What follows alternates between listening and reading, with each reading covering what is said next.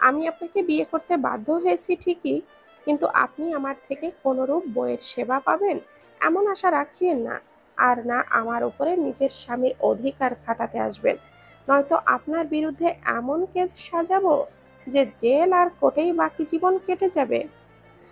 বাসর ঘরে প্রবেশ করে রুমের দরজা লক করতে না করতেই বিছানায় বধূ রূপে সেজে বসে থাকা নিজের সদ্য বিবাহিতা বউয়ের মুখে এইরূপ কথা শুনে রক্তিমের ভুরু যুগল কিঞ্চিত কুঁচকে এলো। রক্তিম বিছানার কাছে এসে দাঁড়িয়ে বলল, বয়স কত তোমার? একজনের নামে মামলা সাজাতে গেলে ঠিক যে পরিমাণ মাথা খাটাতে হতে পারে, সেই পরিমাণ এনার্জি বা জ্ঞান তোমার মাঝে আছে বলে তো আমার মনে হয় না। রক্তিমের মুখে এইরূপ কথা শুনে মেহেরের মনে মনে কিছুটা অপমানিত বোধ করল। চট করে নিজের মাথায় থাকা বিশাল ঘোমটাটা খুলে সামনের দিকে বিছানায় 2 হাত বাড়িয়ে তাতে ভর দিয়ে বলল, আমার বয়স 23 বছর 3 মাস 16 দিন চলছে। এখনো পুরোপুরি জ্ঞান অর্জন করতে পারিনি, তবে ভবিষ্যতে অনেক বড় লয়ার হওয়ার ইচ্ছে আছে। অসহায় গরিব যারা বড়লোক অন্যায়কারীদের অত্যাচারের শিকার হয়েও টাকা আর ক্ষমতার অভাবে ন্যায় বিচার পান না, আমি তাদের জন্য লড়ব। তাদের ন্যায় বিচার পাইয়ে দেওয়া সর্বোচ্চ চেষ্টা করব। রক্তিম ওভাবেই মেরুদণ্ড বাঁকিয়ে মেহেরের দিকে কিছুটা ঝুঁকে বাঁকা হেসে বলল, বিয়ের আগে তোমাকে কেউ বলেনি তোমার বিয়ে বিশিষ্ট ক্রিমিনাল লয়ার রক্তিম রেজওয়ান খানের সাথে হতে চলেছে?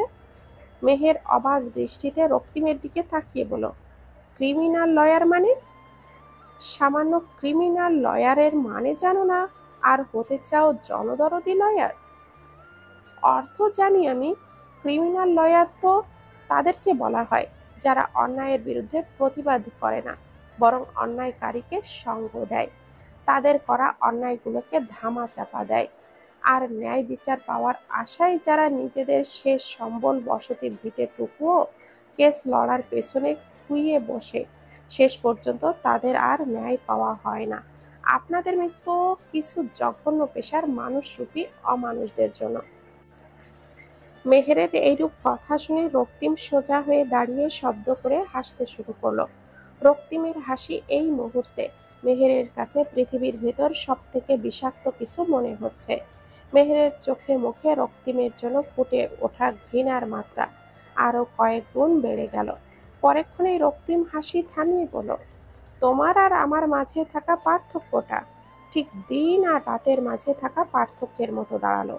তুমি স্বপ্ন দেখছো মহান লয়ার হওয়ার, আর আমি তো পূর্ব থেকেই একজন ক্রিমিনাল লয়ার। তোমার সাথে আমার টক্করটা কিন্তু দারুণ হবে যদি কখনো সত্যি তুমি আমার অপোনেন্টকারী বাদীর হয়ে লড়াই করো। মেহের তাচ্ছিল্যের হাসি হেসে বলল, বেশি খুশি হবেন না মিস্টার রক্তিম রেজওয়ান খান, কারণ সত্যের জয় সর্বদাই হয়। কোথায়? আমি তো হতে দেখলাম না এ পর্যন্ত। 100র কাছাকাছি কেস লড়া হয়ে গিয়েছে আমার ইতিমধ্যে। আর তুমি শুনলে হয়রান হবে যে আজ পর্যন্ত এমন কোনো লয়ার আসেনি যে আমাকে হারিয়ে নিজে জিততে পেরেছিল। অন্যায়কারীকে প্রশ্রয় দিতে দিতে, অন্যায়কারীকে সাজা পাওয়ার হাত থেকে বাঁচাতে বাঁচাতে আপনার ভেতর যে অহংকারের সৃষ্টি হয়েছে, একদিনে সেই অহংকারই হবে আপনার পতনের মূল। আর সেই দিনটি খুব বেশি দূরেও নয়। কে ঘটাবে সেই পতন? তুমি? আল্লাহ আছেন, যে গরিব অসহায় মানুষগুলোর সাথে হওয়া অন্যায়ের ন্যায় বিচার আপনার জন্য তারা পাননি, পাচ্ছেন না। তাদের চোখ থেকে পড়া প্রত্যেকটা ফোঁটা অশ্রু আপনার ওপর আল্লাহর গজব হয়ে নামবে। হয়তো আমাকেই আল্লাহ আপনাকে ধ্বংস করার জন্য ওসিলা হিসাবে আপনার জীবনেই পাঠালেন। এই বলেই মেহের রাগে বিছানা থেকে নেমে ওয়াশরুমের উদ্দেশ্যে পা বাড়াতে নিলে রক্তিম মেহেরের ডান হাতের উপরিভাগের মাংসপেশি ধরে ওকে টেনে নিজের একেবারে সন্নিকটে এলো। মেহেরের হাতটা ওর কোমরের সাথে মুড়িয়ে ধরল রক্তিম। মেহের নিজেকে ছাড়ানোর চেষ্টা করতে করতে বলল, আপনাকে মানা করেছিলাম না আমায় স্পর্শ করবেন না? তারপরও আমাকে স্পর্শ করার সাহস হলো কি করে আপনার? ছাড়ুন হাত। রক্তিম দাঁতে দাঁত চেপে বলল, তোমার থেকে গুনে গুনে 7 বছর 1 মাস 26 দিনের বড় আমি, আবার হই তোমার বৈধ স্বামী। আর তুমি কিনা বিয়ের প্রথম রাতেই স্বামীর ধ্বংস হওয়ার কথা বলছো? হে, এত তেজ, এতটুকু ফিলফিলে শরীরের ভেতরে আসে কিভাবে? মেহেরের 2 চোখে রাগে জ্বলছে যেন। মেহের ক্ষিপ্ত দৃষ্টি স্থির করলো রক্তিমের চোখ জোড়ার ওপর। অতঃপর বলল, আপনার সাথে তৈরি হওয়া এই সম্পর্কের ইতিও আমি খুব তাড়াতাড়ি টানার ব্যবস্থা করব। আর বাবার সাথে আমার এই নিয়ে অনেক বড় বোঝাপড়া করার আছে। একজন মানুষরূপী অমানুষের হাতে তিনি কি বুঝে নিজের মেয়েকে তুলে দিলেন, সেটা আমিও জানতে চাই। রক্তিম মেহেরের ধরে রাখা হাতের বাঁধনটা আরো শক্ত করলো। মেহের ব্যথায় 2 চোখ খিচে বন্ধ করলো। দাঁতে দাঁত চেপে সহ্য করার চেষ্টা করছে, তবুও মুখ দিয়ে একটা টু শব্দও বের হচ্ছে না। মেহের নিজেকে কিছুতেই দুর্বল দেখাচ্ছে না রক্তিমের সামনে। রক্তিম রাগে হিসিয়ে বলল, ক্রিমিনাল লয়ার রক্তিম রেজওয়ান খানের সাথে লড়াই করতে আসা কোনো মানুষের অস্তিত্ব এই পৃথিবীর বুকে স্থায়ী হয়নি, আর ভবিষ্যতেও হবে না। সেখানে ঘরের বউও যদি পড়ে সেই সব মানুষের তালিকায়, তাহলে তাকে তো গুম করে দেওয়া যায় না, বরং তাকে ভালোবেসে নিজের মনের মতো করে বানিয়ে নিতে হবে। আপনার মতো অমানুষের মুখে ভালোবাসার মতো পবিত্র শব্দটা মানায় না। আর আপনি ভাবলেন কি করে আপনি ভালোবাসা দেখাতে আসবেন আর আমি তা সাদরে গ্রহণও করব? তুমি সাদরে গ্রহণ করবে নাকি করবে না, সেটা দেখার মতো সময় বা ইচ্ছে কোনোটাই আমার নেই। বিয়ে করেছি মানে তোমার এই ছোঁয়ার সম্পূর্ণ অধিকার আমার আছে। আমি তো আজকেই এই সুন্দর রাতটাকে কিছুতেই নষ্ট হতে দেব না। তাই মনে মনে নিজেকে প্রস্তুত করো আমার রোমান্টিক অত্যাচারগুলো সহ্য করার জন্য। এই বলেই রক্তিম চট করে মেহেরকে নিজের পাজা কোলে তুলে নিল। চৌধুরী ভিলায় লাইব্রেরির রুমে মুখোমুখি দাঁড়িয়ে আছে জহির রায়হান চৌধুরী ও তার বড় ছেলে জেভিয়ান চৌধুরী। জহিরের চোখ মুখ রাগে রক্ত লাল বর্ণ ধারণ করেছে যেন। জেভিয়ান কিছু বলার জন্য উদ্যত হতেই জহির সজোরে জেভিয়ানের গালে একটা থাপ্পড় বসালেন। জেভিয়ান নিজের গালের ওপর এক হাত রেখে মাথা নুইয়ে নিল। জহির রাগে হিসিয়ে বলেন, চৌধুরী বংশের পুরুষ ও বিশিষ্ট শিল্পপতি জহির রায়হান চৌধুরীর বড় ছেলে হয়ে কোনো সেন্সে একটা 5 স্টার হোটেলের সাধারণ নারী কর্মচারীকে রেপ করেছিলে তুমি? হ্যাঁ, তোমার ভেতর কি রুচিবোধ একেবারেই মরে গিয়েছিল জেভিয়ান? জেভিয়ান ধীর কণ্ঠে বলল, বাবাজান, আপনি আমাকে ক্ষমা করে দিন। আসলে সেই রাতে আমি নিজের মাঝে ছিলাম না। নেশা আমাকে পুরোপুরি গ্রাস করে নিয়েছিল। আমি বুঝতে পারিনি যে কি থেকে কি হয়ে গিয়েছিল। নেশা, নেশা, নেশা। এই নেশা আজকে তোমাকে ডুবাচ্ছে তো ডুবাচ্ছে, সাথে আমাকেও। আর আমার এত সম্মান, আমার বংশের সম্মান সব ধুলোর সাথে মিশিয়ে ফেলার মতো পরিস্থিতি সৃষ্টি করছে। জেভিয়ান চট করে বসে পড়ল জহিরের পায়ের কাছে। জহিরের পা দুটো জড়িয়ে ধরে বলল, বাবা, তুমি আছো জন্যই তো আমি নিশ্চিন্তে মনের নিজে লাইফটাকে এনজয় করতে করতে পারছি। আমি জানি তুমি এবারও আমাকে বাঁচিয়ে নেবে, ডুবতে আমায় দিবে না। তাই তো রক্তিম রেজওয়ান খানের মতো একজন নামি দামি ক্রিমিনাল লয়ারের সাথে নিজের ছোট মেয়ের বিয়ে দিলে যেন রক্তিম আমার হয়ে অনায়াসে কেসটা লড়ে। জহির আর জেভিয়ানের মাঝে হওয়া এত সময়ের কথোপকথনগুলো দরজার আড়ালে দাঁড়িয়ে শুনলেন জহিরের স্ত্রী মাহফুজা চৌধুরী। নিজের মুখের ওপর 2 হাত চেপে দেওয়ালের সাথে পিঠ ঠেকিয়ে দাঁড়িয়ে আছেন মাহফুজা। তার 2 চোখ বেয়ে নোনা জলেরা বাঁধহীন ভাবে ভেয়ে পড়ছে। মেহেরের হাত পা ছুটতে ছুটতে বলল, নামান আমায়, নামান বলছি। খবরদার আমার সাথে উল্টাপাল্টা কিছু করার চেষ্টা করবে না, তাহলে আজ রাতেই আমার হাতে আপনি খুন হবেন। রক্তিম মেহেরকে বিছানার উপরে ফেলে দিল। মেহের তৎক্ষণাৎই বিছানা থেকে নামতে নিলে রক্তিম নিজের 2 বাহুর বন্ধনী বানিয়ে নিল মেহেরকে। মেহের রাগে হিসিয়ে বলল, আমি কিন্তু এবার চিৎকার করব। রক্তিম রক্তিম বাঁকা হেসে বলল, চিৎকার করলে উল্টো তোমারই মান সম্মানের দফা রফা হয়ে যাবে সুইটহার্ট। তুমি কি জানো না আজ আমাদের বাসর রাত?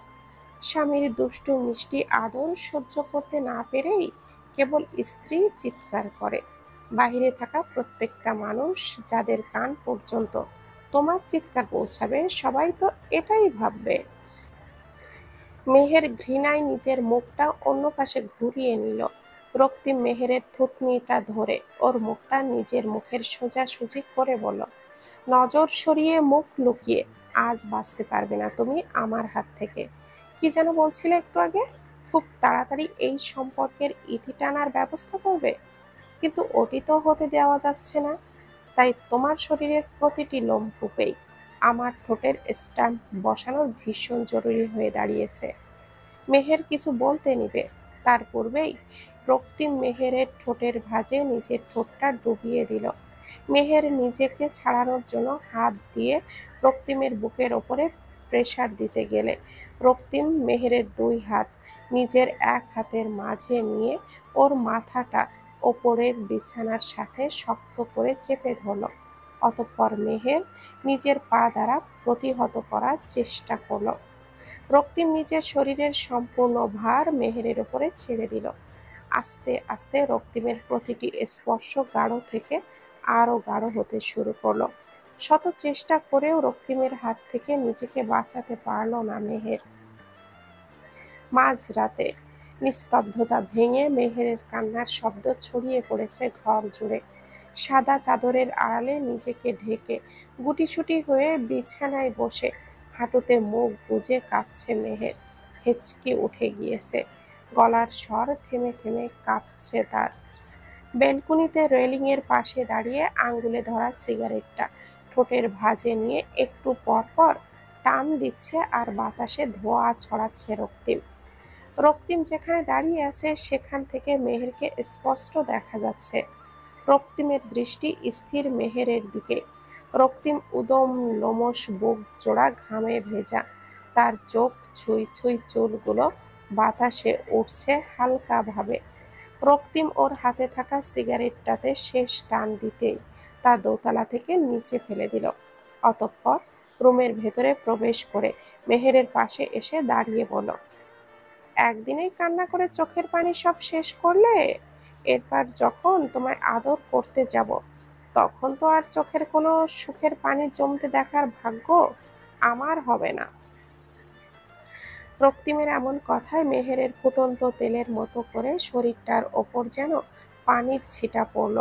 আর তাই সে হাঁটুর ভাঁজ থেকে মুখটা উঠিয়ে রক্তিমের দিকে রাগী দৃষ্টি নিক্ষেপ করে বলল, এত বড় একজন লয়ার হওয়া সত্ত্বেও এই জ্ঞানটা আপনার মাঝে নেই? একজন স্বামী যদি তার বউকে স্পর্শ করার ক্ষেত্রে বউয়ের ইচ্ছা না থাকা সত্ত্বেও তার ওপর জোর প্রয়োগ করে, তাহলে সেই সময়ের হওয়া শারীরিক মিলন মুহূর্তেই ম্যারিটিয়াল রেপ বা বৈধ ধর্ষণ বলা হয়। একজন নারী চাইলে তার স্বামীর বিরুদ্ধে এই জুলুমের জন্য কেসও করতে পারে। আপনি তো আজ আমায় বৈধভাবে ধর্ষণ করেছেন, তাই আপনি একজন বৈধ ধর্ষক। আমি আপনাকে ছেড়ে দিব না এত সহজে, এটা মাথায় রাখবেন। রক্তিম বাঁকা হেসে মেহেরের দিকে কিছুটা ঝুঁকে মেহেরও ঝুঁকল। রক্তিম বলল, তুমি আবারও ভুলে গিয়েছো যে তুমি কার নামে কেস করার চিন্তা করছো সুইটহার্ট। ধর্ষণের বিষয় নিয়ে আমি 50টা কেস লড়েছিলাম, আর সেই কেসটাতে 50টাতেই আমি এমন নিখুঁত পরিকল্পনা সাজিয়েছিলাম যার বর্ণনা শুনলে তোমার মাথা কাজ করা বন্ধ করে দিবে। সেখানে নিজেকে বাঁচাতে আমি কি কি করতে পারি তা তুমি কল্পনাতেও ভাবতে ব্যর্থ হবে, বুঝলে? তাই বারবার আমার নামে এই কেস সাজাবে, ওই কেস সাজাবে, এইসব কেস কেস খেলার চিন্তা বাদ দাও।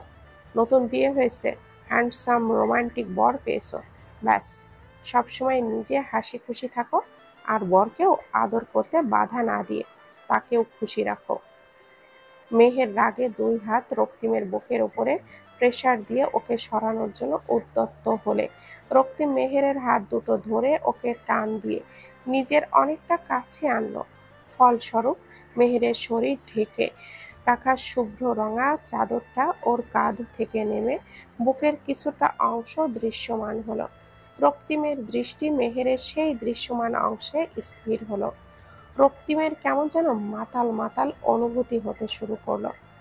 মেহের নিজের হাত রক্তিমের বাঁধন থেকে ছাড়াতে মুচড়ামুচড়ি করতে শুরু করলো আর বলল, ছাড়ুন আমার হাত। আপনার মতো অমানুষের সাথে কোনো দিন কোনো নারী হাসি খুশি থাকতে পারবে না। আপনার সাথে আমি সংসার কর।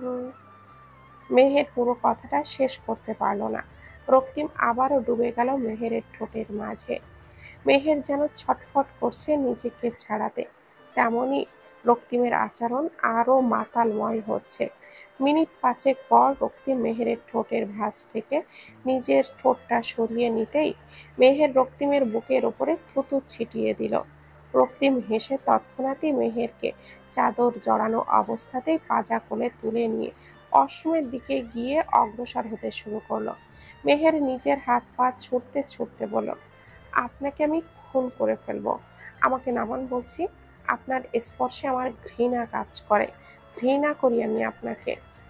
রক্তিম মেহেরের কোনো কথা না শুনে ওকে নিয়ে সোজা ওয়াশরুমের ভেতরে প্রবেশ করে ঝর্ণার নিচে এনে দাঁড় করালো। মেহের চলে আসার জন্য উদ্যত হলে রক্তিম ঝর্ণাটা ছেড়ে দিয়ে ওর পিঠটা দেওয়ালের সাথে ঠেকিয়ে ওকে নিজের বন্দিনী বানিয়ে নিয়ে ওর দিকে খানিকটা ঝুঁকে বলল, তোমার এই নেশা মাখানো শরীরটা আমায় খানিক পরপরই মাতাল করে দিচ্ছে। মাতালের মাথার ঠিক থাকে না, তারা কারোর শাসন বারণ শোনে না, বোঝো না? আমিও এখন আর বোঝার মতো অবস্থায় নেই sweetheart. I need you one more time very badly. Please don't disturb me. এই বলেই রক্তিম এক টানে মেহেরের শরীরের সাথে জড়িয়ে থাকা ভিজে চাদরখানা সরিয়ে ফেলল। মেহের দুই হাতে নিজের লজ্জা নিবারণের বৃথা চেষ্টা করে বলল, খুব খারাপ হয়ে যাচ্ছে কিন্তু। মেহের পুরো কথাটা শেষ করতে পারল না। রক্তিম মেহেরের কোমর জড়িয়ে ওর গলায় মুখ ডুবিয়ে চুমু এঁকে দিচ্ছে। ঝর্ণার পানিগুলো মেহেরের মাথা থেকে মুখ বেয়ে গলায় এসে পড়ছে। রক্তিম সেই পানির স্বাদ গ্রহণ করছে। মেহের খুব শক্ত করে এক হাতে রক্তিমের মাথার চুলগুলো খামচে ধরেছে, অন্য হাতে রক্তিমের পিঠে নখ বসাচ্ছে, যেন রক্তিম ওকে ছেড়ে দেয়। কিন্তু এই সময়ে এই যন্ত্রণা রক্তিমকে কাবু করতে পারছে না। সে নিজের সুইটহার্টের মাঝে নিজেকে ডুবিয়ে নিয়েছে পুরোপুরি। ফজরের আজান দিয়েছে মাত্রই মাহফুজা চৌধুরী শোয়া অবস্থা থেকে উঠে বসলেন। পাশ ফিরে তাকিয়ে দেখলেন তার প্রাণপ্রিয় স্বামী ও তার ৩ সন্তানের জন্মদাতা পিতা জহির রায়হান চৌধুরী গভীর ঘুমে ডুবে আছেন। সারা রাত যে মাহফুজা নিজের ছোট্ট মেয়ে মেহেরুনের চিন্তায় ২ চোখের পাতা এক করতে পারেননি। এপাশ ওপাশ করেছেন শুধু, গুনগুনিয়ে কেঁদেছেন। সেই সবে জহিরের ঘুমের এতটুকুও পরিবর্তন হয়নি। চৌধুরী বংশের পুরুষগুলো এত নিষ্ঠুর কেন হয়? তারা কেন নিজের পায়ের নিচে পিষে ফেলেন তাদের জন্মদায়িনী মা, স্ত্রী এবং কন্যা সন্তানদের? আচ্ছা, সন্তান কন্যা হোক বা পুত্র, ২ লিঙ্গের মানুষই তো এক বাবার এবং এক মায়ের ভালোবাসার চিহ্ন রূপে এই পৃথিবীতে আসে। তাহলে পুত্র সন্তানরা ৭ খুন করেও বারবার মাপ পেয়ে যায়, আর কন্যা সন্তানরা বংশের পুরুষদের মুখের ওপরে বা সিদ্ধান্তের ওপর একটা টু শব্দও করতে পারে না কেন? কেন বারবার মেয়েদেরকেই সর্বক্ষেত্রে মাথা ঝোঁকাতে হবে? আর কেনই বা পুরুষেরা মাথা উঁচু করে চলাফেরা করবে সব সময়? এমন ৭-৫ অনেক চিন্তাই মাহফুজা বেগমের মাথায় ঘুরপাক খাচ্ছে। এই বাড়ির বউ হয়ে এসেছে প্রায় দীর্ঘ ৩৫ বছর হলো। তারপর থেকেই মাহফুজার বাবা ছিলেন একজন হতদরিদ্র, অন্যের জমিতে চাষবাদ করে ২টো টাকা ঘরে এনে কোনো রকমে সংসার চালানোর মতো মানুষ। আজ থেকে ৪০-৫০ বছর আগে মাহফুজাদের গ্রামে গরু ছাগলের মতো কম বয়সী মেয়েদেরকে কেনা বেচার মতো একটা নোংরা প্রথার চলন ছিল। মাহফুজাও সেই প্রথারই শিকার হয়েছে। মাত্র 14 বছর বয়সে অনেক সুন্দরী হওয়ায় চৌধুরী বংশের সেই সময়ের প্রধান মানুষ অর্থাৎ মাহফুজার দাদা শ্বশুর এক বিয়ের অনুষ্ঠানে মাহফুজাকে দেখে তৎক্ষণাৎই মনস্থির করেছিলেন যে তাকে কিনে নেবেন এবং নিজের বড় নাতি জহির রায়হান চৌধুরীর বউ বানিয়ে চৌধুরী মঞ্জিলে তুলবেন। সিদ্ধান্ত নেওয়া মাত্রই মাহফুজার বাবার বাড়িতে লোক পাঠিয়েলেন এবং তার দাদা শ্বশুর জাবির রায়হান চৌধুরী অতঃপর মাত্র 2000 টাকার বিনিময়ে কিনে নিয়েছিলেন জাবিরকে। সেই সময় থেকে চৌধুরী বাড়িতে নিপুণতার সাথে মুখ বুজে সংসার করে যাচ্ছে মাহফুজা। নিজের অতীতকে আরো একবার স্মরণ করে দীর্ঘশ্বাস ফেলে বিছানা থেকে নেমে ওয়াশরুমে চলে গেলেন মাহফুজা। ওয়াশরুমের বেসিনের সামনে দাঁড়িয়ে আয়নায় পড়া নিজের প্রতিচ্ছবির দিকে লক্ষ্য করতেই দেখলেন সারা রাত নির্ঘুমের পাশাপাশি কান্না করার কারণে চোখগুলো অনেকটাই ফুলে গিয়েছে। মাহফুজা চোখে মুখে পানি দিলেন একটু বেশি পরিমাণে।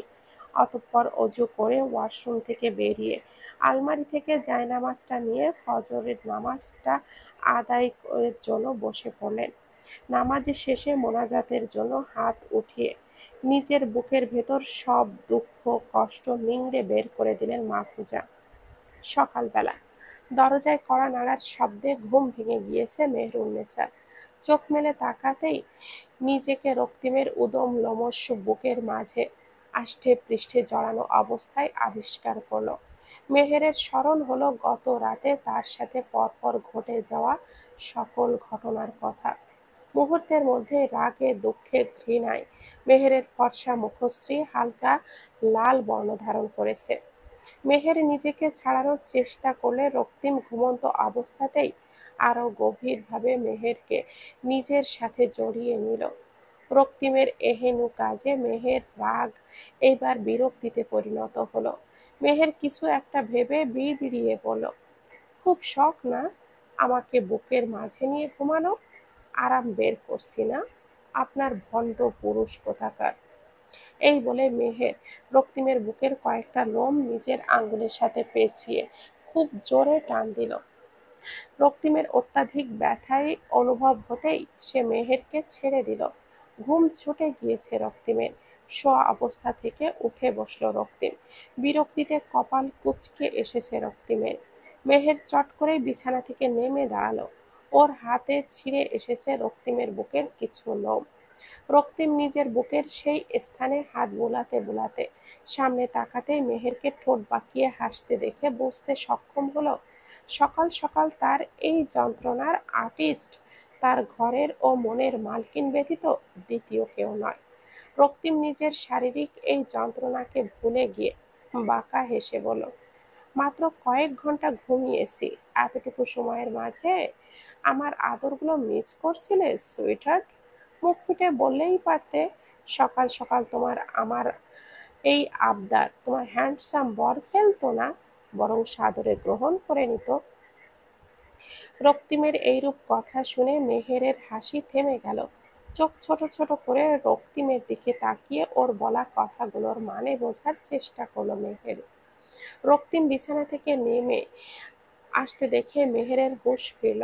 পুরো বিষয়টা বোধগম্য হতে মেহের মনে মনে বলল, চাচা আপন প্রাণ বাঁচা। এই বলে মেহের ছুট লাগালো দরজার দিকে। দরজা খুলতেই ওর বয়সী একজন মেয়েকে নিজের সম্মুখে কোমরে 2 হাত রেখে দাঁড়িয়ে থাকতে দেখল মেহের। মেয়েটিকে ওপর থেকে নিচ পর্যন্ত এক পলক দেখে নিল মেহের। নীল রঙা সালোয়ার কামিজ পরা, কাঁধ পর্যন্ত হালকা কোঁকড়ানো চুল, চোখে মোটা ফ্রেমের একটা চশমা, ফিলফিলে শরীরে গঠন। গায়ের রংটাও মেহেরের থেকে কিছুটা চাপা, কিন্তু মুখশ্রী মাশাআল্লাহ অনেক সুন্দর। মেহের বলল, কে তুমি? আমাকে চেনো না? আমি তোমার একজন রায়বাঘিনী ননদিনী রূপা, ভাবি। রূপার কথা শুনে মেহের হালকা হাসি দিয়ে বলল, আসলে বিয়েটা হুট করে হয়ে গিয়েছিল তো, আর বিয়েতে তো তুমি বা এই বাড়ির কেউই উপস্থিত ছিল না, তাই চিনতে পারিনি। কিছু মনে করো না। হুম, কিছুই মনে করিনি আমি। আর এই বাড়ির সদস্য বলতে আমি, ভাইয়া আর আম্মাই থাকি। বাবা মারা যাওয়ার পরপরই আম্মা দীর্ঘ 10 বছর হলো প্যারালাইজড হয়ে বিছানায় পড়ে আছেন। আম্মার দেখাশোনা আমিই করি। তাই আম্মাকে একলা রেখে আমিও ভাইয়ার সাথে যেতে পারিনি তোমাদের বিয়েতে অ্যাটেন্ড করতে। মেহের কিছু বলতে নিবে তার পূর্বেই পেছন থেকে রক্তিম বলল, সকাল সকাল এত প্যাচাল জুড়ে বসলি কেন তুই রূপা? আর তোর কি কাজের অভাব পড়েছে ভীষণ? হলে বল। আমার কিছু জুতো পালিশ করার অভাবে বাহিরে র্যাকে পড়ে আছে, সেগুলো পলিশ করার দায়িত্ব তোকে দিতাম। রূপা ভেংচি কেটে বলল, তোর জুতা তুই পলিশ কর। নাস্তা রেডি করে রেখেছি। আম্মা সুস্থ থাকলে নিজ হাতে ভাবিকে খাওয়াই দিতেন, তাই আমি ভাবিকে খাওয়ানোর জন্য ডাকতে এসেছিলাম। রক্তিম ভাবে বলল, তোর কি মনে হয় আমি তোর ভাবিকে সারা রাত কিছু না খাইয়ে রেখেছিলাম? যা খাইয়েছি তাতে এত সকাল সকাল বাড়তি খাবার খাওয়ার জন্য ক্ষুধা লেগেছে বলে তো মনে হয় না। রূপা রক্তিমের কথার ভাঁজ বুঝতে পারল না। চোখ ছোট ছোট করে রক্তিমের দিকে তাকিয়ে আছে। কয়েক সেকেন্ড সময় লেগে যায় মেহেরের ও রক্তিমের কথার ভাঁজ বুঝে উঠতে। তৎক্ষণাৎই মেহের রুমের বাহিরে এসে দরজাটা শব্দ করে বন্ধ করে দিল। রূপা চমকালো, প্রশ্ন করলো, এভাবে দরজাটা বন্ধ করলে কেন ভাবি? ভাইয়া কি বললো সেটাই তো বুঝলাম না। দাঁড়াও তুমি, জিজ্ঞাসা করছি আমি। মেহের জোরপূর্বক হেসে রূপার হাত ধরে টানতে টানতে সামনের দিকে অগ্রসর হতে হতে বলল, আরে ছাড়ো তো তুমি ওনার কথা। কিছু জিজ্ঞাসা করতে হবে না। চলো, আমাকে নিচে নিয়ে যাবে। খাবার খাইয়ে দিবে বললে যে। খাবো আমি, ক্ষুধা লেগেছে আমার। রূপা আর কিছুই বলল না। ড্রয়িং রুমের সোফায় পায়ের ওপরে পা তুলে বসে গভীর মনোযোগের সহিত খবরের কাগজ পড়ছিলেন জহির। মাহফুজা একটা চায়ের কাপ হাতে নিয়ে জহিরের পাশে এসে দাঁড়িয়ে তার দিকে চায়ের কাপটা বাড়িয়ে দিলেন। জহির কাপটা হাতে নিয়ে একবার চুমুক দিতেই তার মুখের এক্সপ্রেশন পরিবর্তন হয়ে গেল। চোখ মুখ কেমন যেন কুঁচকে গিয়েছে। সঙ্গে সঙ্গে কাপে থাকা সম্পূর্ণ চা জহির মাহফুজার গায়ে ছুঁড়ে মারলেন। ফুটন্ত গরম চা শরীরের জায়গায় জায়গায় এসে পড়ায়। দাঁতে দাঁত চেপে পোড়া জ্বালার যন্ত্রণা সহ্য করে নিলেন মাহফুজা। অবশ্য এমনটা আজ তার সাথে প্রথমবার হয়নি। দীর্ঘ ৩৫ বছরের এই সংসার জীবনে অগণিতবার এমন অনেক যন্ত্রণা দাঁতে দাঁত চেপে সহ্য করে যেতে হয়েছে তাকে। জহির তার হাতে থাকা খালি কাপটা মেঝের উপরে ছুঁড়ে মারল। সঙ্গে সঙ্গে কাপটা ভেঙে টুকরো টুকরো হয়ে গেল। জহির খবরের কাগজটা সোফার উপরে রেখে উঠে দাঁড়িয়ে মাহফুজার মাথার পেছনের চুলগুলো শক্তভাবে মুষ্টিবদ্ধ করে ধরে ঝাঁকাতে ঝাঁকাতে রাগে হিসিয়ে বললেন, বুড়ো হয়ে গেলি কাজ করতে করতে, এখনো আমার জন্য 1 কাপ চা পারফেক্ট ভাবে বানিয়ে দিতে পারলি না? এই বুড়ো বয়সেও মনটা কোন জোয়ান নাগরের কাছে বিলিয়ে রেখে এসেছিস যে চায়ে চিনির পরিবর্তে লবণ মিশিয়েছিস, সে খেয়াল তোর নেই? বল। মাহফুজা দারুণ যন্ত্রণায় কেমন যেন কুঁকড়ে গিয়েছেন। কাতর কণ্ঠে বলেন, ভুল হয়ে গিয়েছে স্বামী, আমাকে আপনি ক্ষমা করে দিন। আমি এরপর থেকে আরো সতর্ক থাকব। জহির মাহফুজার চুলটা ছেড়ে দিয়ে তাকে ধাক্কা প্রয়োগ করে নিজের কাছ থেকে সরিয়ে দিলেন। মাহফুজা ধাক্কা খেয়ে তাল সামলাতে না পেরে টাইলসের টি টেবিলের পাশে পড়ে গেলেন। কপালের এক পাশে আঘাত পেয়েছেন, হালকা ক্ষত তৈরি হয়েছে সেখানে। টপ টপ করে রক্ত পড়তে শুরু হয়েছে। জহির হনহনিয়ে সিঁড়ি বেয়ে ওপরে নিজের রুমে চলে গেলেন। মাহফুজা ওভাবেই মাথা নুয়ে বসে রইলেন। অঝোর ধারায় তার চোখ বেয়ে অশ্রুধারা ঝরে পড়ছে। সেই সময় মূল দরজা ভেদ করে শিস বাজাতে বাজাতে ভেতরে প্রবেশ করলো জেভিয়ান। পরনে তার ক্রিম কালার একটা সিল্কের শার্ট, ব্ল্যাক প্যান্ট, ব্ল্যাক শু, ব্ল্যাক ব্র্যান্ডের ওয়াচ রয়েছে। এক হাত দিয়ে কাঁধের ওপর কোটটা ধরে আছে জেভিয়ান। ড্রয়িং রুমে আসতেই ড্রয়িং রুমের অবস্থা বেহাল দেখে নিজের মাকে বসে হু হু করে কান্না করতে দেখে জেভিয়ান বলল, বাপজানের সব থেকে বড় ভুল ছিল নিজের গুরুজনদের কথা শুনে তোমার মতো একজন মহিলাকে বিয়ে করা, বুঝলে? তোমাকে তো মা সম্বোধন করে ডাকতেও আমার লজ্জা করে। এই উন্নত মর্যাদাশীল সমাজে থাকার চলাফেরা করার কোনো যোগ্যতাই তোমার মাঝে নেই। তবুও কেন যে এখনো বাপজান তোমার সাথে বিয়ের সম্পর্কটা রেখেছেন তা আমি বুঝে উঠতে পারি না। এই বলে জেভিয়ান গটগট করে সিঁড়ি বেয়ে ওপরে নিজের রুমের উদ্দেশ্যে চলে গেল। মাহফুজা নিজের চোখের পানি মুছে নিলেন। এত সময় তিনি কেবল শারীরিক যন্ত্রণায় কান্না করেননি, কান্না করেছেন স্বামীর অবহেলা অপমানের কারণে মনে সৃষ্টি হওয়া অসুখের যন্ত্রণায়। এখন নিজের পেটে ধরা মৃত্যুর যন্ত্রণা সহ্য করে জন্ম দেওয়া একমাত্র ছেলে জেভিয়ানের মুখ থেকে এমন তুচ্ছ তাচ্ছিল্যমূলক কথাগুলো শুনে মাহফুজার চোখের পানিটুকু যেন শুকিয়ে গেল। আর কান্না করার কোনো মানেই হয় না এখানে। মানুষের মন কান্নার পর হালকা হয় তখনই যখন ৪-৫ জন মানুষের সাথে একত্রে বসে নিজের মনের ভেতরের জমে থাকা সকল দুঃখগুলো নিংড়ে ফেলে দিতে পারে। কিন্তু এই বাড়িতে থাকাকালীন তো তা এত বছরেও সম্ভব হয়েছে, আর না ভবিষ্যতে হবে। এই বাড়িতে বর্তমানে মাহফুজা আর মাহফুজার স্বামী জহির রায়হান চৌধুরী আর বড় ছেলে জেভিয়ানই থাকছে। মেহেরুন্নেছা মাহফুজা আর জহিরের ছোট মেয়ে। তাদের মেঝো মেয়ে জুবাইরা চৌধুরী জবা মারা গিয়েছে বছর ৩ হবে। স্বাভাবিক মৃত্যু হয়নি জবার, আত্মহত্যা করেছিল জবা। নিজের বাবার বাড়ি স্বামীর বাড়ি দুই পক্ষ থেকেই পাওয়া শারীরিক ও মানসিক যন্ত্রণা সহ্য করতে না পেরেই মৃত্যুকেই বেছে নিয়েছিল জবা। জবার মৃত্যুর শোকের ছায়া এই বাড়ি থেকে উঠে গিয়েছিল ওর লাশ কবরে দাফন করার পরপরই। কিন্তু মাহফুজার চোখ আজও ভিজে ওঠে জবার কথা স্মরণ হলে। জবাকেও বলি হতে হয়েছিল ওর বাবার করা পাপের ফলে, তাকে শাস্তির হাত থেকে বাঁচাতে গিয়ে। জবার মৃত্যুর রহস্য ও প্রতিনিয়ত মাহফুজার সাথে করা জহির আর জেভিয়ানের শারীরিক ও মানসিক অত্যাচার সম্পর্কে মেহের কিছুই জানে না। অনেক ছোটবেলাতেই জহির মেয়েকে সবকিছুর থেকে দূরে সরিয়ে রেখেছিলেন। বোর্ডিং স্কুল কলেজে থেকেই ওর পড়াশোনা চালিয়ে গিয়েছে। মেহেরের প্রতি জহিরের খানিকটা দুর্বলতা আছে। জবার প্রতি জহির যতটা স্ট্রিক্ট ছিলেন, মেহেরের প্রতি তার কিঞ্চিত পরিমাণ হতেও পারেনি। এই নিয়ে জেভিয়ান কখনো কথা বলতে গেলে ওকে ধমকিয়ে চুপ করিয়ে দিয়েছেন জহির। মেহের যেন ল নিয়ে পড়াশোনা করে এবং বড় উকিল হতে চায়, সেই সম্পর্কে জহির অবগত হয়েছেন বহু আগেই। মেয়ের ইচ্ছা পূরণের পথেই তিনি আস্তে আস্তে এগিয়ে যাচ্ছিলেন। কিন্তু আকস্মিকভাবে জেভিয়ান এমন একটা অপকর্ম করে বসেছিল যে জহির নিজ বংশের সম্মানের কথা চিন্তা করেই জেভিয়ানকে নির্দোষ বানাতেই, ওর হয়ে কেস লড়াতেই রক্তিমের সাথে মেহেরের বিয়ে আকস্মিকভাবেই দিয়ে দেন। মেহের নিজের বিয়ের কথা জানতে পেরে প্রথমত নানান ধরনের প্রশ্ন করেছিল ঠিকই, কিন্তু জহির মেহেরকে অনেক বুঝিয়ে ওকে তার সিদ্ধান্তের কোনো প্রশ্ন ছাড়া মেনে নিতে বাধ্য করান।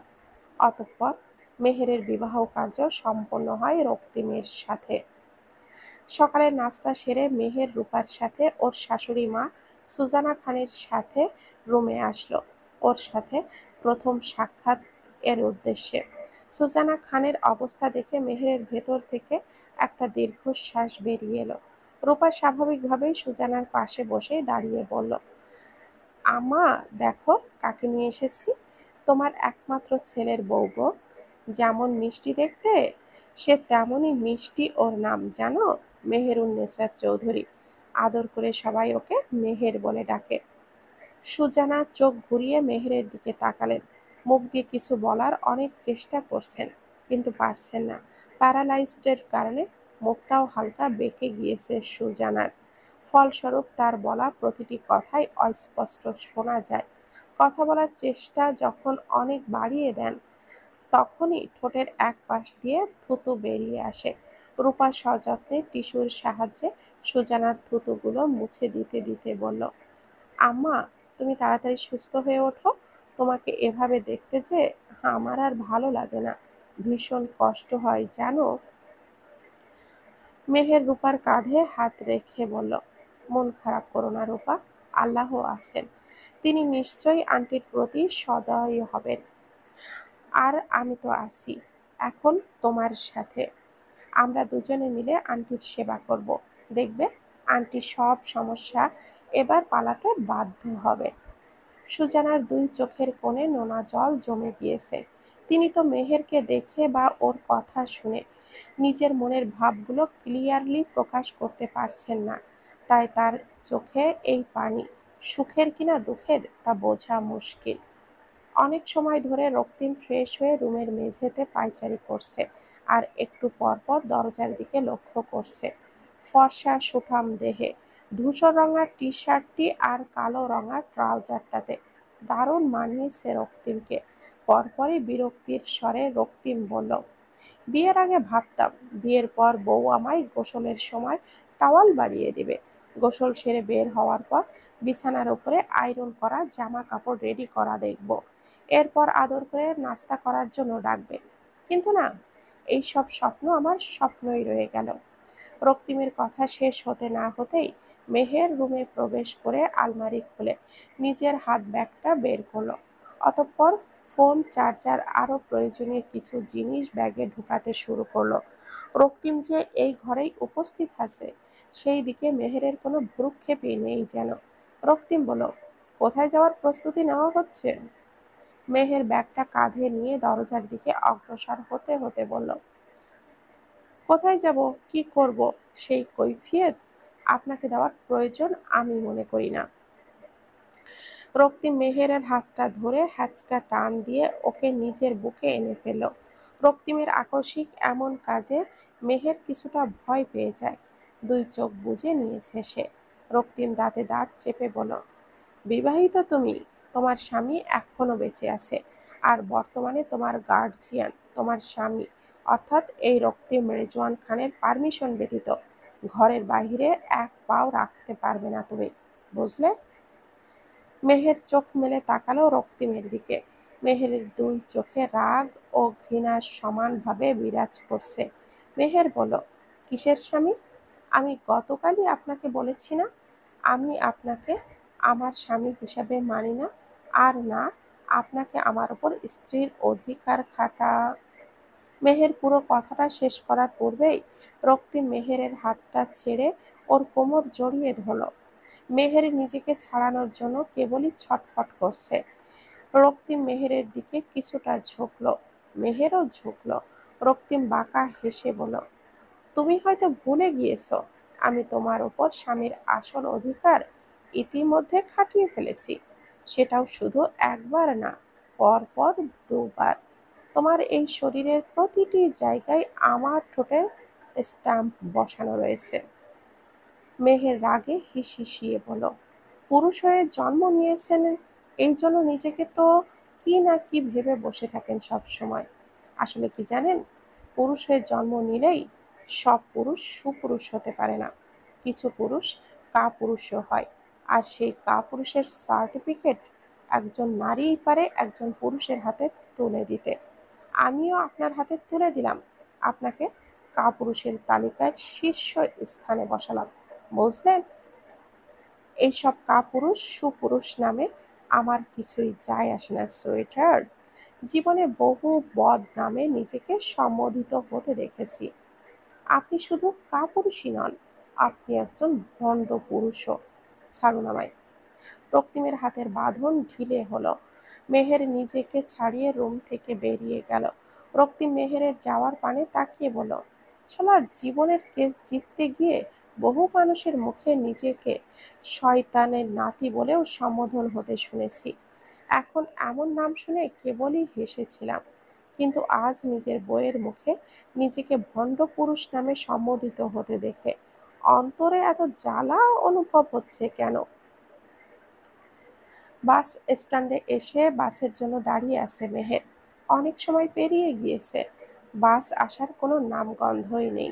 সেই সময় মেহের সামনে এসে গাড়ি দাঁড় করলো রক্তিম। মেহের রক্তিমকে দেখেও না দেখার ভান করে দাঁড়িয়ে রইল। রক্তিম গাড়ির জানালা খুলে মেহেরকে বলল, গাড়িতে উঠে এসো, যেখানে যাবে আমি ছেড়ে দিব তোমায়। মেহের ভুরু কুঁচকে বলল, কে আপনি? আমাকে আপনার গাড়িতে উঠতে বলছেন কেন? রাস্তাঘাটে একলা একটা কম বয়সী সুন্দরী মেয়ে দেখলে ফ্লার্টিং করতে এসেছেন? রক্তিম দাঁতে দাঁত চেপে বলল, আশেপাশে অনেক মানুষ আছে সুইটহার্ট, বেশি কথা না বলে চুপচাপ গাড়িতে উঠে আসো। আজব তো, আপনাকে দেখে তো মনে হচ্ছে ভদ্র পরিবারের সন্তান আপনি। তাহলে রাস্তাঘাটে এমন অভদ্রতাম করার মানেটা কি? আমি যদি গাড়ি থেকে নামি না একবার, তাহলে কিন্তু ফল ভালো হবে না তোমার জন্য। তখনই মেহেরের থেকে কিছুটা দূরে বেঞ্চে বসা দুজন প্রাপ্ত বয়সের যুবক এসে মেহেরের পাশে দাঁড়িয়ে বলল, কি সমস্যা এখানে? আপু, উনি কি আপনাকে বিরক্ত করছেন? আমাদের বলুন, আমরা দেখছি তারপর বিষয়টা। রক্তিম ক্ষিপ্ত নজরে একবার মেহেরকে দেখে পরপরই যুবক দুজনের উপরে দৃষ্টি স্থির করল। মেহের নিজের আশপাশটা একবার চোখ বুলিয়ে বলল, এই লোকটাকে আমি চিনি না, অথচ কোথায় না কোথা থেকে এসে বলছে তার গাড়িতে ওঠার জন্য। আমাকে নাকি আমার গন্তব্যে পৌঁছে দেবে উনি। আপনারাই বলুন তো, একজন অপরিচিত লোকের সাথে আমার বয়সী কোনো মেয়ে এইভাবে যাওয়াটা কি ঠিক? যুবক দুজন কিছুটা দাদাগিরি ভাব নিল। একজন বলল, একদম ঠিক না আপু, আজকালকার যে যুগ জামানা হয়েছে তাতে অনেক বেশি সতর্ক থাকা উচিত সকল নারীদের। অপরজন বলল, আর এই যে আপনি যদি গণপিটুনি খেতে না চান, তাহলে মানে মানে কেটে পড়ুন এখান থেকে, নয়তো মিঠুন চক্রবর্তীর ডায়লগটা স্মরণ করিয়ে দিব যে, পাবলিকের মার কেওড়াতলা পার। মেহের মনে মনে বলল, ঠিক আছে, এবার যদি উচিত শিক্ষা হয়। রক্তিম নিজের সিট বেল্টটা খুলে গাড়ি থেকে নেমে দাঁড়িয়ে পকেট থেকে ফোনটা বের করে ওর আর মেহেরের বিয়ের ছবির পাশাপাশি রেজিস্ট্রি পেপারের সাইনের ভিডিও যুবক দুজনকে দেখিয়ে বলল, বউ আমার অনেক অভিমানী স্বভাবের, বুঝলেন ভাই সাহেবরা।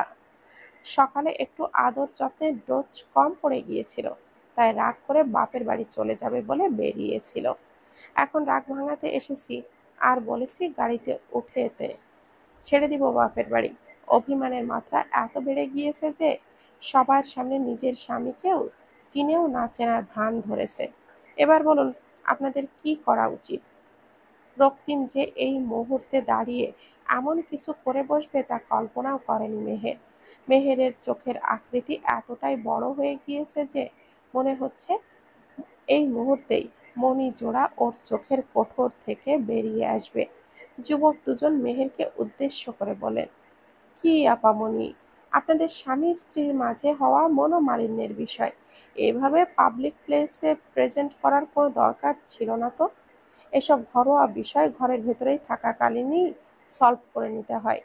এইসব অভিমানের পাঠ চুকিয়ে এখন যান আপনার স্বামীর সাথে যেখানে যাওয়ার। এই বলে ওনারা দুজন পুনরায় নিজেদের জায়গায় গিয়ে বসে পড়লেন। মেহের বেশ লজ্জা বোধ করছে তাদের কথায়। রক্তিম মেহেরকে একবার চোখ টিপ দিয়ে বলল, বাংলায় বহুল প্রচলিত দুটো প্রবাদ পড়েছিলাম, যেমন বুনো ওল তেমন বাঘা তেঁতুল, আর যেমন কুকুর তেমন মুগুর। এই দুইটাই তোমার আর আমার সাথে ভীষণভাবে যাচ্ছে, কি বলো? মেহের রাগে কেবল ফোঁস করছে। রক্তিম বাঁকা হেসে মেহেরের দিকে কিছুটা ঝুঁকে বলল, এই যে রাগে তোমার নাকের ডগা ও কানের লতি জোড়া হালকা লালচে বর্ণ ধারণ করেছে, তা কিন্তু আমাকে চুম্বকের ন্যায় আকর্ষণ করছে তোমার কাছে যাওয়ার জন্য। এভাবে পাবলিক প্লেসে কন্ট্রোল হারিয়ে কোনো অঘটন ঘটিয়ে ফেললে তার সম্পূর্ণ দায়ভারও তোমার উপরেই বর্তাবে। মনে রেখো সুইটহার্ট। তাই এখনো সময় আছে, গাড়িতে উঠে বসো। মেহের রাগে বিরক্তিতে গজগজ করতে করতে গাড়ির পেছনে গিয়ে দরজাটা খুলতে নিলে রক্তিম ভাবলেশহীন কণ্ঠে বলল, কোটি কোটি টাকার বিনিময়ে বিএমডাব্লিউ এক্সএম গাড়িটা কিনলাম কি বইয়ের ড্রাইভারি করার জন্য? পেছনের দরজাটা খুলুন, নয়তো আমি গাড়িতে যাব না। তাহলে প্রস্তুত হও। কিসের জন্য প্রস্তুত হব? আরএমটিকে অত্যাচার সহ্য করার জন্য। মানে? মানে হলো প্র্যাকটিক্যালি বুঝিয়ে দিই তাহলে। এই বলেই রক্তিম মেহেরের দিকে অগ্রসর হতে নিলে মেহের পুরো বিষয়টি বুঝে উঠতে সক্ষম হলো। তৎক্ষণাৎই সে সামনের দরজাটা খুলে সেখানের সিট বেল্টে বসে ঠাস করে দরজাটা বন্ধ করে দিল। মেহেরের এমন কাজে রক্তিম ঠোঁট বাঁকিয়ে হেসে ড্রাইভিং সিটে গিয়ে বসে পড়ল। গাড়ির দুই পাশের গ্লাস দুটো তুলে দিল রক্তিম। এই গাড়ির জানালার রং বাহির থেকে এতটাই কালো কুচকুচে যে ভেতরে কে বা কারা আছে তা বুঝতে সক্ষম হয় না। রক্তিম গাড়ির দরজাটা লক করে মেহেরের দিকে ঝুঁকে এলো। মেহেরও কিছুটা ঝুঁকে নিজের দুই হাত রক্তিমের বুকের ওপরে রেখে ওকে বাধা প্রয়োগ করে বলল, কি হচ্ছে কি এসব? যাচ্ছি তো আপনার সাথে আপনার গাড়ি করেই, তারপরেও এমন গা ঘেঁষাঘেঁষি নোংরা চাল চলন এগুলো করতে চেষ্টা করার মানেটা কি? রক্তিম মেহেরের সিট বেল্টটা লাগিয়ে দিয়ে নিজের সিট বেল্টটা ভালোভাবে বসে বলল, সিট বেল্ট লাগাওনি, সেটাই লাগিয়ে দিতে গিয়েছিলাম শুধু। দেখো, আমার নিয়ত অতটাও খারাপ নয়, কত পরিষ্কার। আর তোমার চিন্তা ভাবনা কেমন? রক্তিমের এইরূপ কথায় মেহের কিছুটা লজ্জা পেল। পরপরই মেহের নিজের লাগানো সিট বেল্টটা খুলে পুনরায় তা লাগাতে লাগলো। বলল, আমি কোনো ছোট বাচ্চা নই যে আমাকে সিট বেল্ট লাগিয়ে দিতে হবে। আর তাছাড়া আমার চিন্তা ভাবনা অন্তত আপনার লাগামহীন মুখের থেকে অনেকটা ভালো, পরিষ্কার। এই বলেই মেহের নিজের দৃষ্টির বাহিরের দিকে স্থির করল। রক্তিম শব্দ করে একবার নিঃশ্বাস ফেলে গাড়ি স্টার্ট করে স্টারিংয়ে নিজের দক্ষ হাতখানা ঘুরাতে ঘুরাতে বলল, নারী তুমি সেরা, দোষ করিয়া যখনই দেখিলা খুলে গেল তোমার পোল, অমনি পুরুষের অন্য দোষ তুলিয়া ধরিয়া নিজেকে ঠিকই দোষমুক্ত করিয়া নিলা। সত্যি নারী তুমি, অভিনয়ে একদম সেরা। রক্তিমের এমন খাপছাড়া কবিতা নামক ২০ বাক্য, এগুলো শুনে বিরক্তিতে মেহের নিজের নাক সিটকাল। কপালের এক পার্শ্বে হাত রেখে বিড়বিড়িয়ে বলল, নাটকবাজ লোক কোথাকার। রক্তিম হেসে বলল, বউ, ও বউ, তোমার স্বামীর এমন প্রতিভা দেখে নিশ্চয়ই অনেক অবাক হচ্ছ, তাই না? আমি অবাক হয়েছি। যদি আমার এই কবিতা কোনো প্রকৃত সাহিত্যিক শুনত, তাহলে এতটাই মুগ্ধ হয়ে যেত যে প্রকাশনাকে দিয়ে বইয়ের পাতায় ছাপানোর জন্য আমার পেছনে পেছনে ঘুরত। মেহেরের বিরক্তির মাত্রা ধাপে ধাপে বেড়েই চলেছে যেন। রক্তিম আবারও বলল, আরে ঈশ্বরচন্দ্র, থুকু, রবীন্দ্রনাথের হারিয়ে যাওয়া বংশের উজ্জ্বল বাতি, এমন তাল মিলিয়ে কবিতাও যে বলতে পারো তুমি, এই ট্যালেন্টটা এতকাল কোথায় লুকিয়ে রেখেছিলে বৎস? সঠিক সময়ে কাজে টাজে লাগাতে পারলে এতদিনে নোবেল তোমার পায়ের কাছে দৌড়াদৌড়ি করে চলে আসতো আর বলতো, রক্তিম ভাইজান, আমারে আপনার চরণে একটু ঠাঁই দেন। রক্তিমের এই কথা শুনে মেহেরের চোখের আকৃতি ছোট করে আর চোখে একবার ওকে দেখে পরপরই দৃষ্টি সরিয়ে নিল। প্রায় আধা ঘন্টা পর চৌধুরী বাড়ির মেন গেট পেরিয়ে ভেতরে ঢুকলো রক্তিমের গাড়ি। পার্কিং স্পটে গাড়িটা থামতেই মেহের যেন রকেটের স্পিডে দরজা খুলে গটগটে ভেতরের দিকে হেঁটে গেল।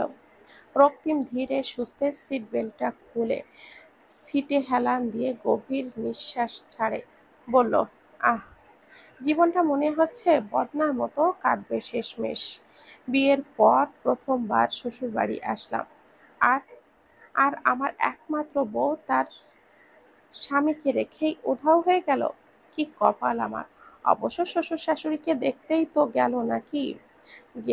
গেল তো নিজের জীবনের প্রথম কেস লড়তে, যেই কেসের শিরোনাম হলো স্বামী যখন আসামি। রক্তিম গাড়ি থেকে নেমে বলল, যাই, গিয়ে গাড়িতে দেখি আমার হবু উকিল বউ আমার বিরুদ্ধে কেস জিততে কতদূর পর্যন্ত এগোলো। আমিও তো ছেড়ে দেওয়ার পাত্র না, বিশিষ্ট ক্রিমিনাল লয়ার রক্তিম রেজওয়ান খান। এবার তোমাকে তোমার হয়েই ওকালতি করতে হবে। আর কোর্ট রুম হতে তোমার শ্বশুরবাড়ির চৌধুরী ভিলার ড্রয়িং রুম হবে। রক্তিম সামনের দিকে অগ্রসর হতে হতে বলল, লড়ব এবং জিতব, তবুও আদরের বউকে ছাড়ব না। চৌধুরী বাড়ির ড্রয়িং রুম জুড়ে এক প্রকার থমথমে ভাব বিরাজ করছে। জহির রায়হান চৌধুরী মেহেরুন্নেছাকে উদ্দেশ্য করে বলেন, কি হয়েছে মা তোমার? মুখশ্রী এমন গম্ভীর ছাপ ফুটে উঠেছে কেন? মাহফুজা চৌধুরী এক গ্লাস পানি নিয়ে মেহেরের পাশে এসে দাঁড়িয়ে ওর দিকে গ্লাসটা বাড়িয়ে দিয়ে বলেন, পানিটুকু পান কর মা। জহির মেয়ের আড়ালে মাহফুজার দিকে গরম চোখে তাকিয়ে বলেন, গ্লাসটা এখানেই রাখো, আর যাও আমার মেয়ের পছন্দের খাবারগুলো রান্না করো। মাহফুজা নিঃশব্দে জহিরের কথা মেনে নিলেন। পানির গ্লাসটা টি টেবিলের ওপরে রেখে স্থান ত্যাগ করতে নিলেই মেহের বলল, দাঁড়াও মা, কোথাও যেতে হবে না তোমায়। আমি এখানে প্রকারে প্রকারে খাবার খাওয়ার জন্য আসিনি। মাহফুজা থামলেন। জহির বললেন, এভাবে বলছিস কেন মা? কি হয়েছে তোর সেটা তো বল। মেহের চাপা রাগ নিয়ে জহিরের দিকে তাকিয়ে বললেন, বাবা, ওই লোকটার সাথে বিয়ে দেওয়ার পেছনে তোমার ঠিক কী স্বার্থ সিদ্ধি হয়েছে বলো তো? জহির কিছুটা হতভম্ব হয়ে গেলেন আকস্মিক মেহেরের এমন প্রশ্নে। পরপর নিজেকে সামনে নিয়ে বলেন, এ কেমন প্রশ্ন তোমার মা? কোনো বাবা কি নিজের মেয়েকে বিয়ে দেওয়ার পেছনে নিজেদের কোনো স্বার্থসিদ্ধি হওয়ার কথা চিন্তা করতে পারেন? যদি কোনো স্বার্থসিদ্ধি করারই না থাকে, তাহলে কেন তুমি আমায় একজন মানুষরূপী অমানুষের সাথে বিয়ে দিলে? তুমি আমার স্বপ্ন সম্পর্কে অবগত ছিলে না বাবা? আমার ঠিক বিপরীত স্বভাবের মানুষ আজ আমার স্বামী হলো কেন? আমি কি তবে ভুল ছিলাম তোমার উপরে ভরসা করে? নিজের মনকে ওই পর্যন্ত স্থির করা, যেখানে দাঁড়িয়ে একজন মেয়ে নিজের জীবনের সব থেকে বড় সিদ্ধান্ত নিজে না নিয়ে নিজের বাবা মায়ের উপরে ছেড়ে দিতে পারে, এটা কি তবে আমার নেওয়া সব থেকে বড় ভুল কাজ ছিল বাবা? রক্তিম বাবা যথেষ্ট ভালো মা। আর তাই তো ভালো। অন্যায়ের বিরুদ্ধে প্রতিবাদ না করে যে লোক অন্যায়কারীদেরকে সঙ্গ দেয়, নিরপরাধীদেরকে অপরাধী বানিয়ে, অপরাধীদের নিরপরাধী বানিয়ে, সে ভালো? ক্রিমিনালি কাজ যার পেশা, সে ভালো? সবাই নিজ নিজ পছন্দ থাকে, আর নিজ নিজ ইচ্ছেও থাকে। তোমরা যেমন জীবনে একজন ভালো লয়ার হওয়ার ইচ্ছে আছে, তেমনি রক্তিম বাবারও হয়তো ক্রিমিনাল লয়ারটা হওয়ার ইচ্ছে ছিল। আর এর সব থেকে বড় কথা হচ্ছে, পেশা পেশার জায়গায়, আর ঘর ঘরের জায়গায়। একটা জিনিস অপরটার ওপরে তো দখলদারি দেখাতে যাবে না, তাহলে সমস্যা কোথায়? নিজের বাবার এইরূপ কথা শুনে মেহেরের মন আরো বেশি হতাশায় ভরে গেল।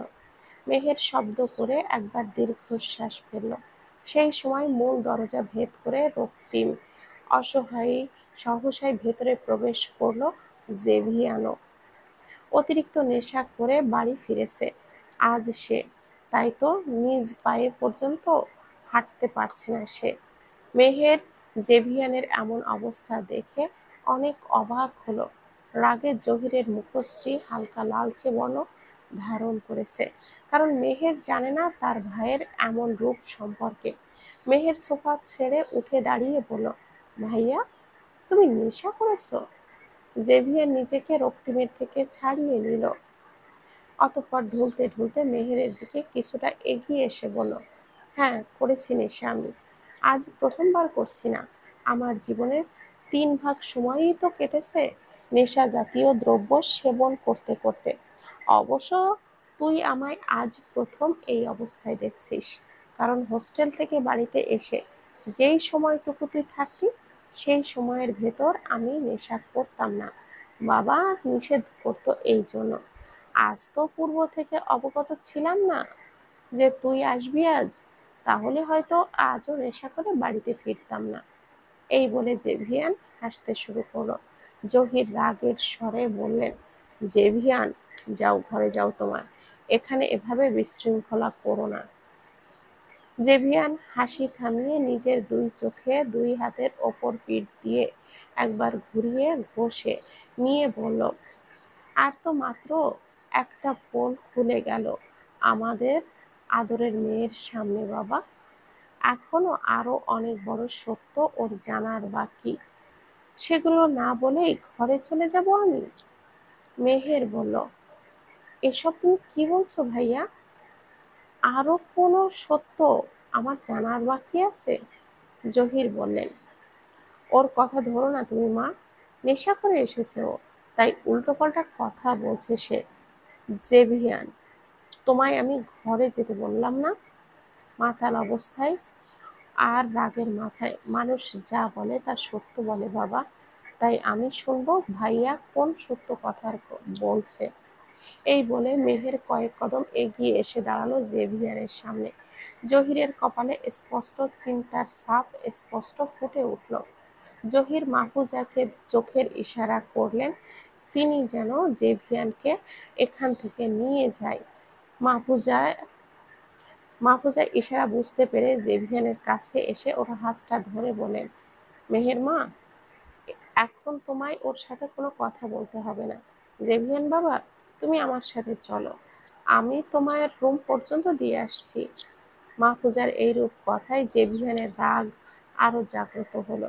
ঝটকা মেরে মাহফুজার হাতটা নিজের হাত থেকে ছাড়ালো সে। ফলস্বরূপ মাহফুজা পারে পড়ে যেতে নিলে মেহের তাকে ধরে নিয়ে রাগী স্বরে বলল, ভাই, এ কেমন আচরণ তোমার? এক্ষুনি তো পড়ে যেত আম্মা। আম্মা তো আম্মা, তোমার লাগেনি তো? মাহফুজা নীরবে বুঝলেন তার লাগেনি। জেভিয়ান রাগী স্বরে বলল, কিসের আম্মা? উনি আমাদের কেবলই জন্ম দিয়েছেন, কিন্তু এই চৌধুরী বংশের না বউ হওয়ার যোগ্যতা উনি, আর না আমাদের মা হওয়ার যোগ্য উনি। মাহফুজা ঠোঁট কামড়ে ধরলেন, আজ তবে কিছুই অজানা রইবে না মেহেরের কাছে। মেহের মাহফুজাকে ছেড়ে আবারও জেভিয়ানের দিকে তাকালো। সামনে এসে দাঁড়িয়ে বলল, ভাই, মুখ সামনে কথা বলো তুমি। মা হন উনি আমাদের, তোমার কোনো রাইট নেই তার সাথে এহেন আচরণ করার। বললাম না, এই মহিলা আমাদের মা হওয়ার যোগ্য নন? বললাম তো, শুনিসনি তুই?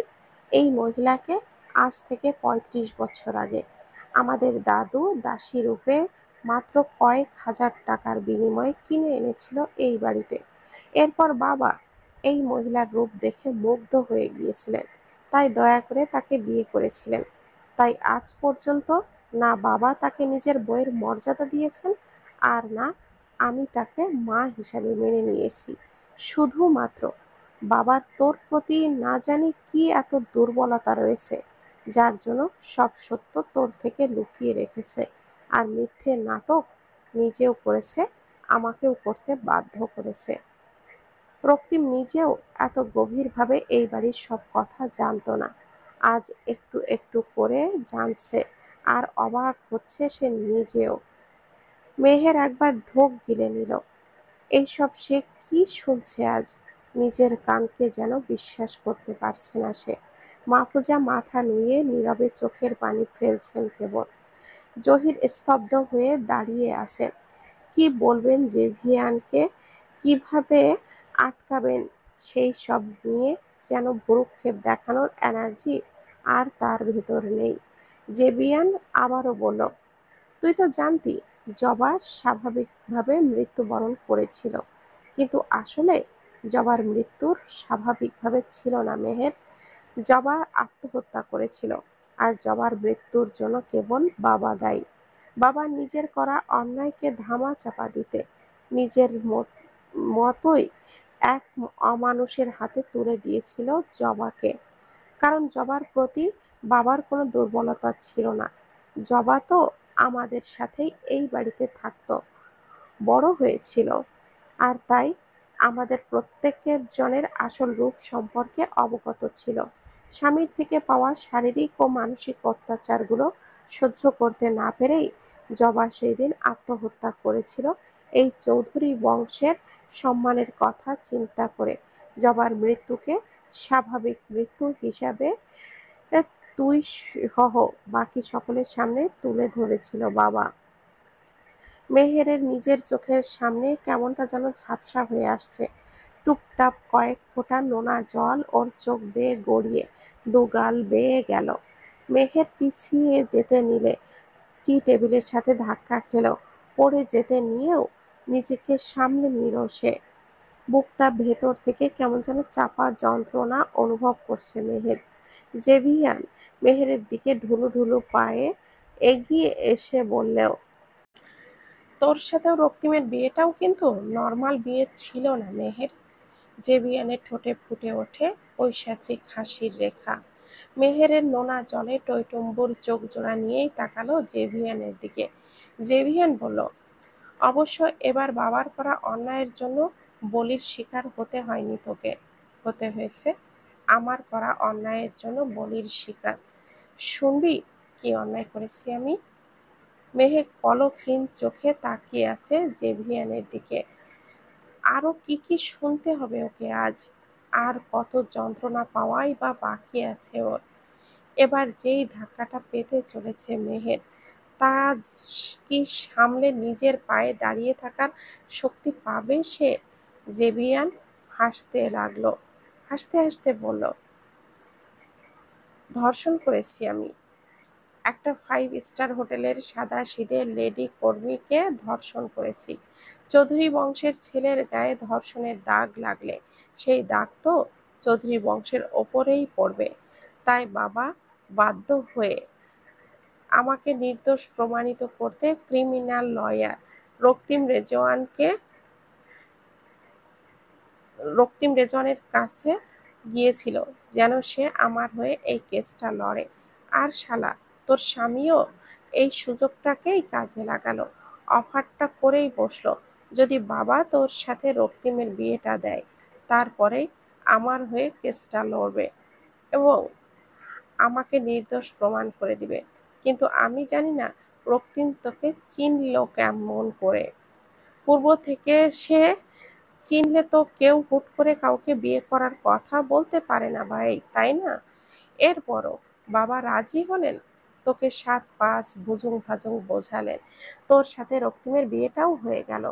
মেহের ধপ করে টি টেবিলের ওপরেই বসে পড়ল, 2 হাতে চেপে ধরল নিজের কান।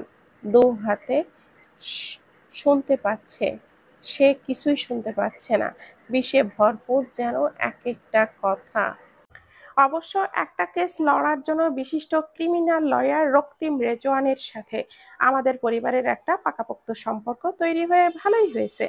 এখন নিজের ইচ্ছে মতো জীবনটাকে এনজয় করার রাস্তাটা আরো সহজ হয়ে উঠল। এখনের মতো ভবিষ্যতে আমি বা বাবা যত বড় অন্যায় করি না কেন, আমার বোনের হাজবেন্ড আমাদেরকে নির্দোষ প্রমাণ করে দিবে।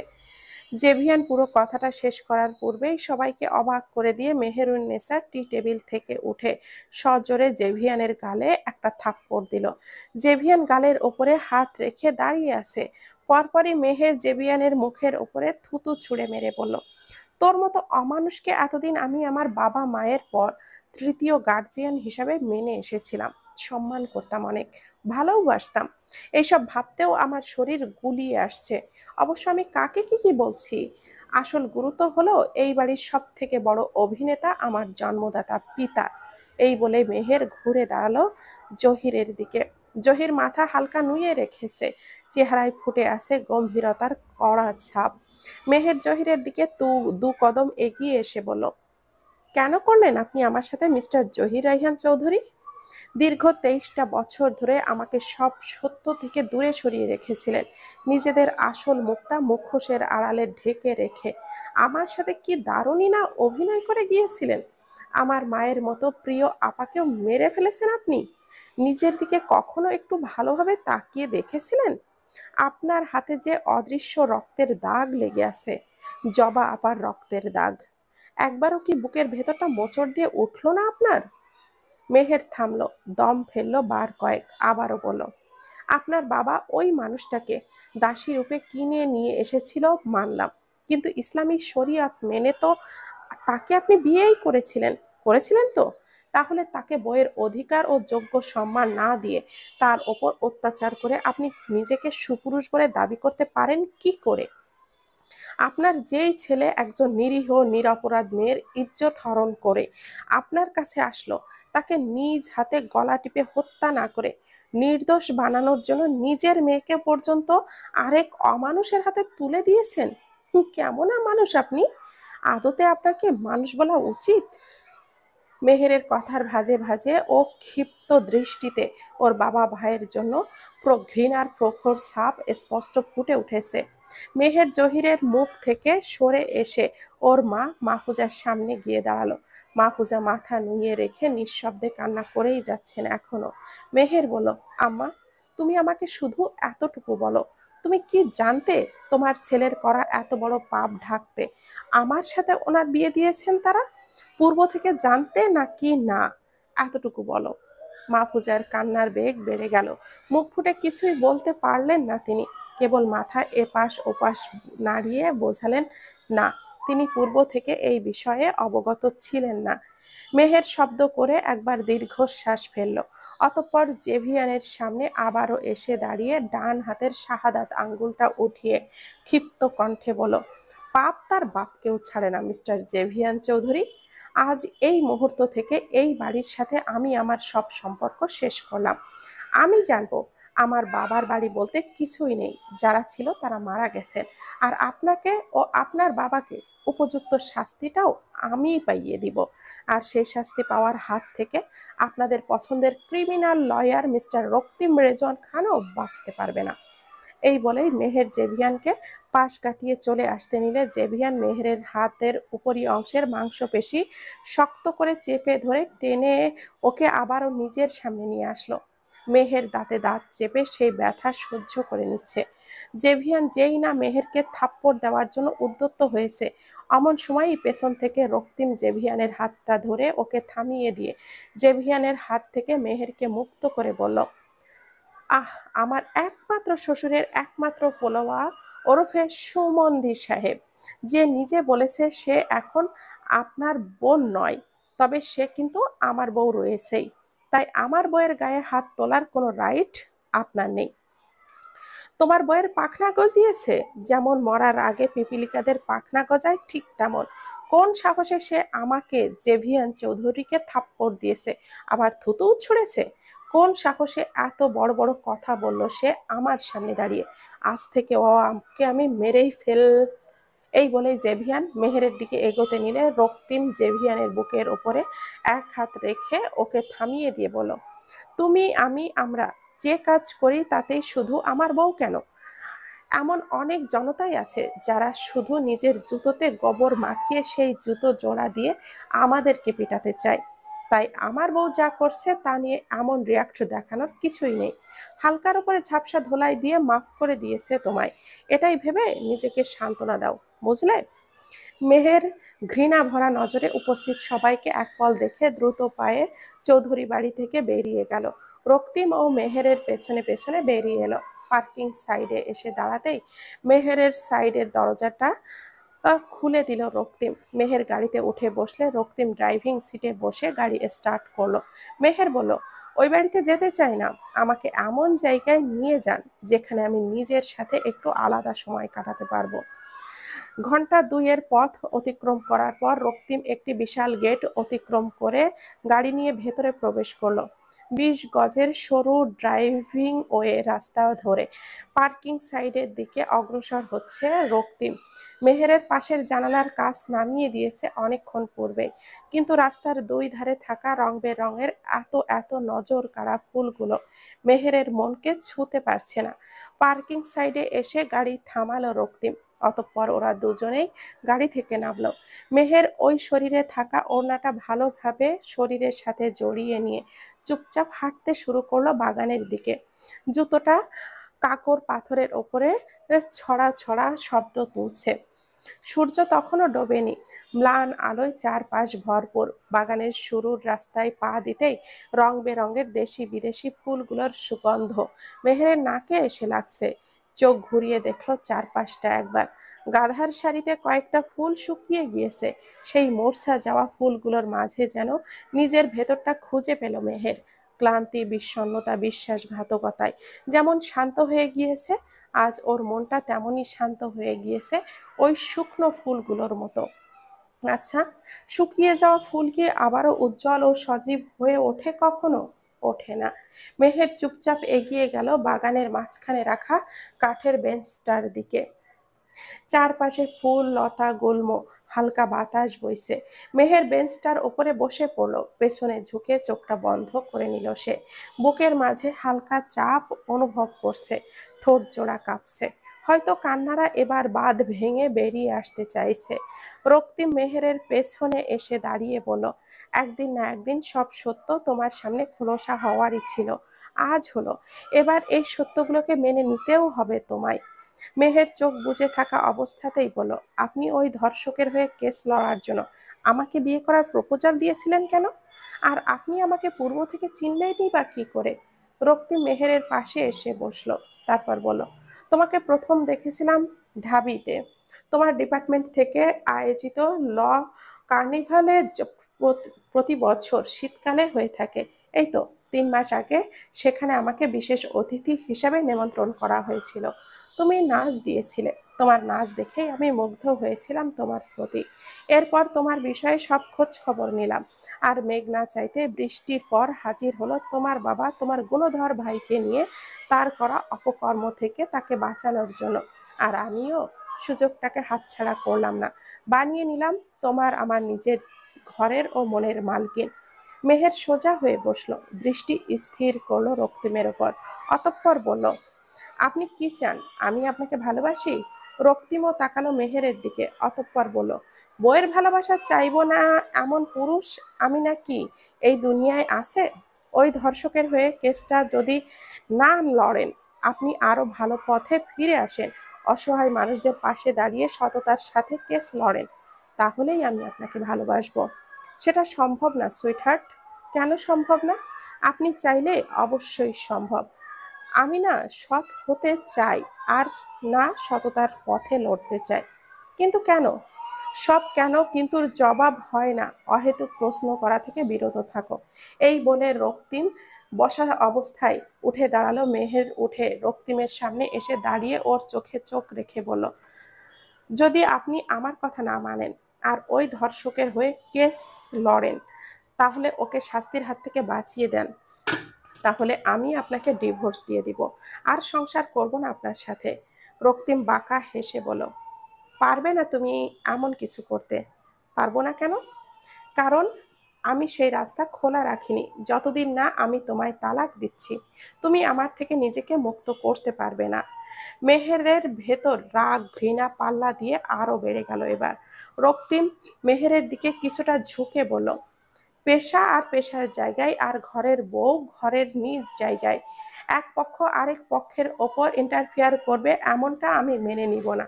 আমার কাছে দুইয়ের গুরুত্ব সমান সমান। তাই আমাকে আমার পেশা থেকে হটানোর চিন্তার পাশাপাশি আমার সাথে সম্পর্ক শেষ করার চিন্তা মাথা থেকে বের করে ফেলো সুইটহার্ট। মেহের ঘৃণায় নিজের মুখটা ঘুরিয়ে নিয়ে স্থান ত্যাগ করলো।